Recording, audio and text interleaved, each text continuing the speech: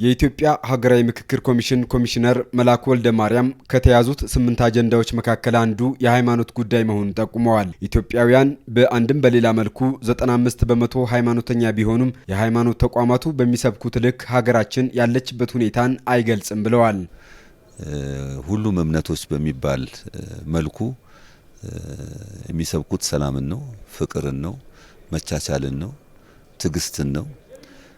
ያ ባለበት ሁኔታ እነዚህ ተቋማት የሚሰሩት ስራ በጣም ወሳኝ እንደሆነ ነው የሚያሳየው።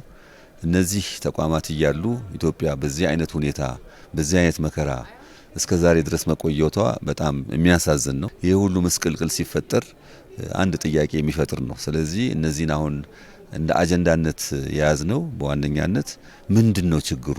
ለምንድነው እንደዚህ እየሆነ ያለው? እንዴት ነው ሰው የማይመካከረው? ሰው የማይነጋገረው? እንዴት ነው እምነትን አላደለ እየተለማመደ መንፈሳዊ ነገርን እየተለማመደ ፍቅርን እየተማረ እንዴት ነው በጥላቻ የሚሞላው? እንዴት ነው ለጦርነት የሚነሳሳው? የትኛው ሃይማኖት ነው ሰውን ፍጁ ሰውን ጨርሱ የሚለው? እና ስለዚህ ይሄ አንድ አቅጣጫ መቀመጥ ስላለበት የእምነት ተቋማት እንግዲህ በዚህ ረገድ ሊሰሯቸው የሚገቧቸውን ጉዳዮች ለማመላከት የሚያስችል አጀንዳ ነው። ይሄ በምክክሩ ከወረዳ ጀምሮ ከ200 ሺህ በላይ ኢትዮጵያውያን በቀጥታ የተሳተፉበትና ከዚያም በፌዴራል ደረጃ አሁን እየተወያዩ ያሉት 4000 ተመካካሪዎች ብዙ ሚሊዮኖችን የወከሉ ናቸው ያሉት ኮሚሽነር መላኩ ወልደ ማርያም ለአብነትም ሃይማኖት ጉዳዮች ላይ ያተኮረው አጀንዳ ላይ የሚደረገው ምክክር የኢትዮጵያን ማህበራዊ፣ ኢኮኖሚያዊና ፖለቲካዊ ችግሮችን የሚፈውስ ትልቅ አጀንዳ ነው ብለዋል። ይሄ አሁን የሃይማኖቱ ጉዳይ ዲፋይኒንግ ነው ለኢትዮጵያ በጣም ወሳኝ ነው። እዚህ ጋር ስምምነት አይደለም መግባባት ተፈጠረ ማለት ፖለቲካውም ይፈወሳል፣ ሌላውም ይፈወሳል፣ ጤናማ ይሆናል። እዚህ ጋር ተረበሸ ማለት ሌላውንም ይረብሻል።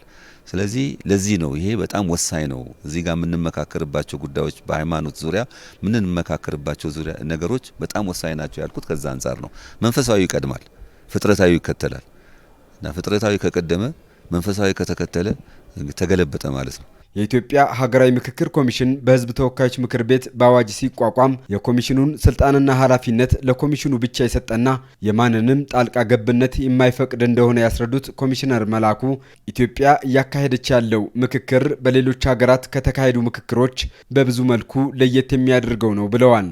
የኢትዮጵያው ዩኒክ ነው ያልኩበት ምክንያት አንደኛ የኢትዮጵያ ሀገራዊ ምክክር ኮሚሽን ሲቋቋም በአዋጅ ሲቋቋም በእነዚህ አጀንዳዎች ታመካከራላችሁ ተብሎ የተቀረጸ ነገር የለም።